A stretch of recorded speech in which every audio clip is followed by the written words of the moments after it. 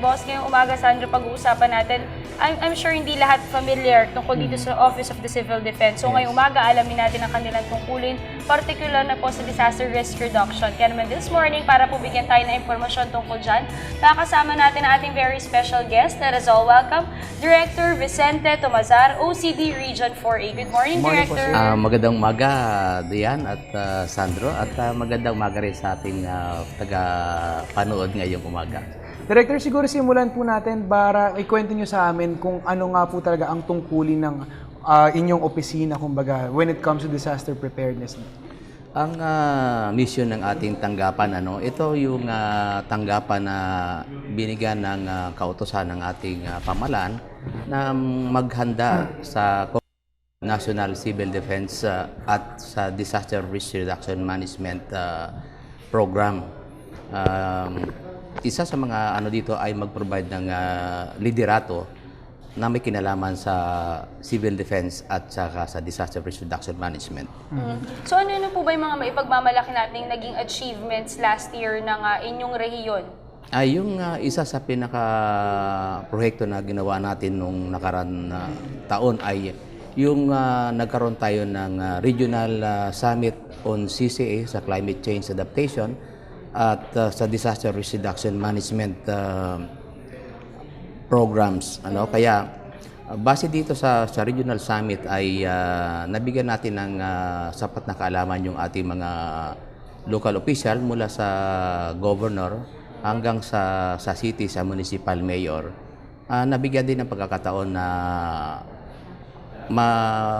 palakas pa yung kaalaman ng ating mga local disaster risk reduction management officer ng bawat local government units. So speaking of, para po dumagdag pa yung mga kaalaman ng mga bawat, yung mga residente, sabihin na natin, ano-ano po ba yung mga ginagawa natin ay plano po tayong inilalatag para sa kanila? Una, isa sa mga gawain ng ating tanggapan na kung saan nakikipag-ugnayan ito sa iba't ibang national agency sa Region 4A, kasama sa private sector dito, mga civil society organization, ay magkaroon ng pagsasanay, particularly identification ng mga iba't ibang hazard na matatagpuan sa Region 4A. At kabalikat nitong pag-identify ng mga hazard, ay nagkakaroon din tayo ng pagpaplano sa information educational campaign na kung saan ay yung ating mga tri-media, broadcast, yung ating mga newspaper, yung cable natin ay nakikibahagi rito para maparating natin yung ukol sa iba't ibang hazard matatagpuan sa Region 4A. At nagkakaroon din ng contingency plan, yung pagpaplano.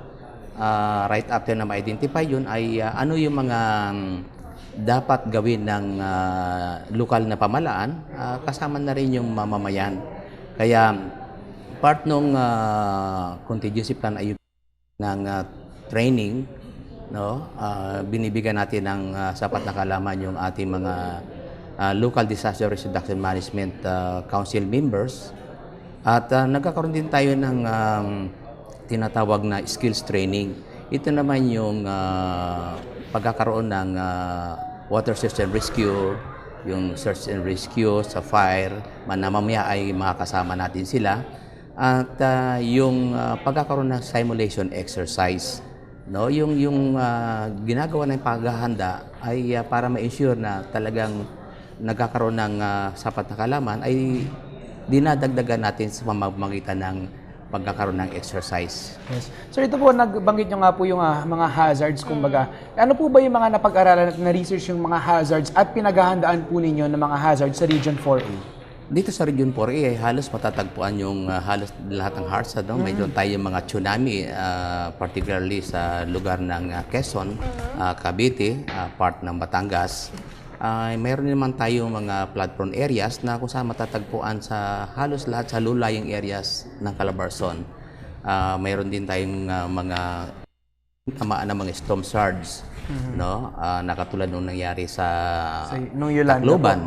Kaya isa sa ginagawa natin ngayon ay maipaliwanag sa kanila yung nangyari sa Tacloban.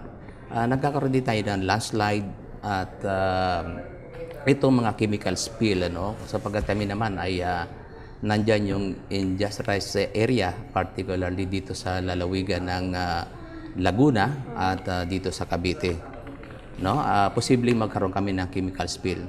At sapagkat naman ang Region 4A ay adjacent lamang sa Metro Manila, yung pinangangambahan nga na yung 7.2 magnitude, ano, ay kasama kami doon sa paghahanda in case na magkaroon tayo ng paglindol.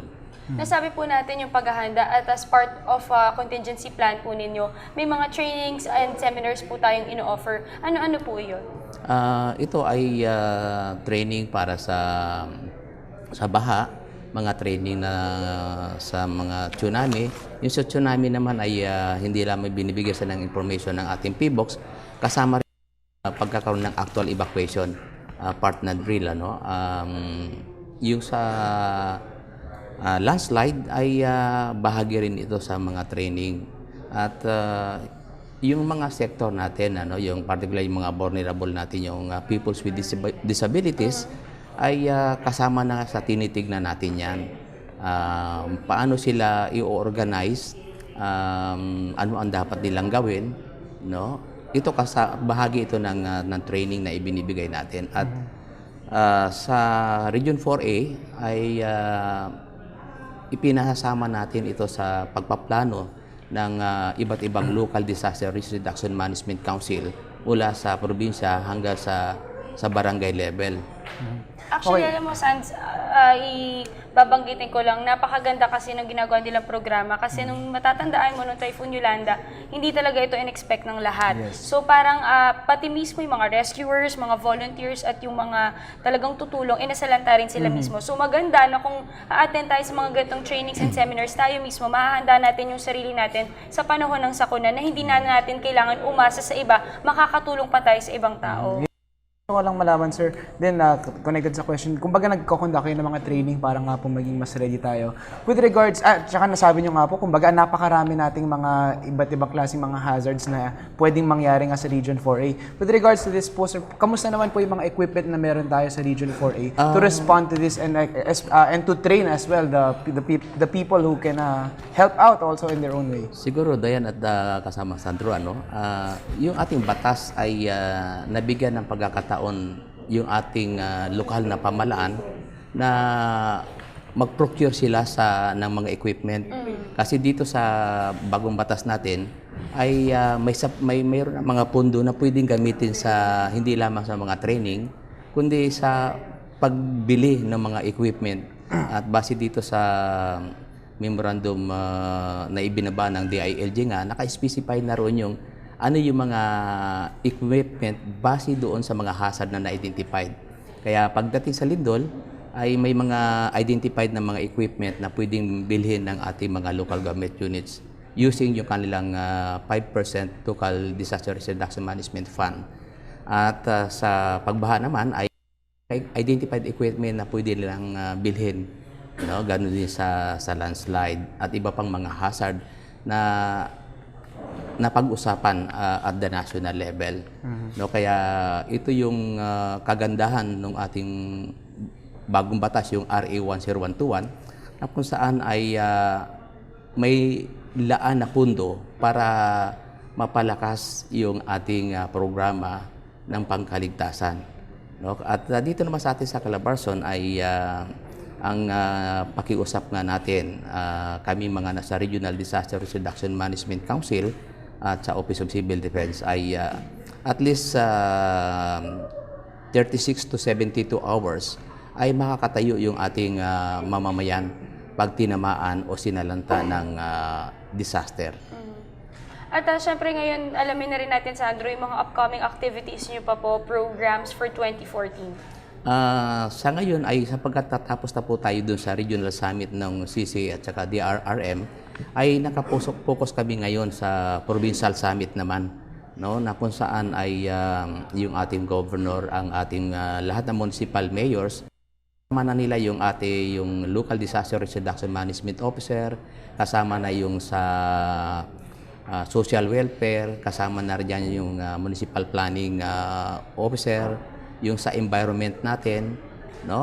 Kasama na rin diyan yung sa budget para mapag-usapan nila.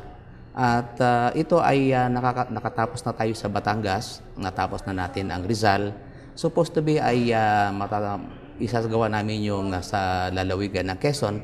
Pero mayroon kasing isang programa tayo ngayon nilunsad ng national, led by DOST, yung DRRCCA Roadshow, na kung saan sa amin sa Calabarzon ay itinakda ito sa March 6 and 7. No, kaya inaasahan namin na lahat ng ating mga local chief executive kasama nung kanilang local disaster risk reduction management officer ay makikiisa at makikibahagi dito sa 2 days DRR Roadshow summit nila. Yes. Director, siguro mensahe na lang at baka para maanyayahan niyo rin po ang mga detalye ng inyong mga event na upcoming po para sa ating mga boss ngayon.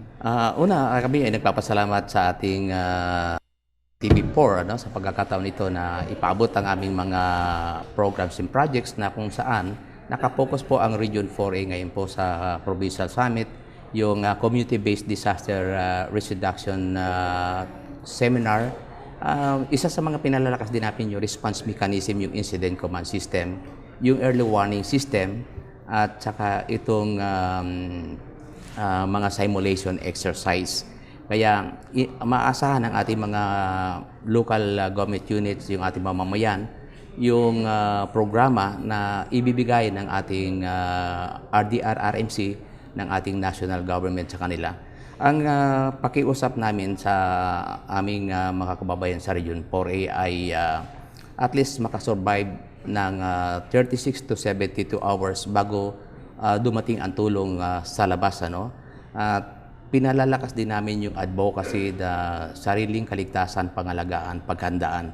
Ma-ensure natin yung individual safety and security, yung survival, ay walang pasubali rin na makakatulong tayo sa kapwa natin, at ang kapwa niyan ay maring members ng family at yung ating community.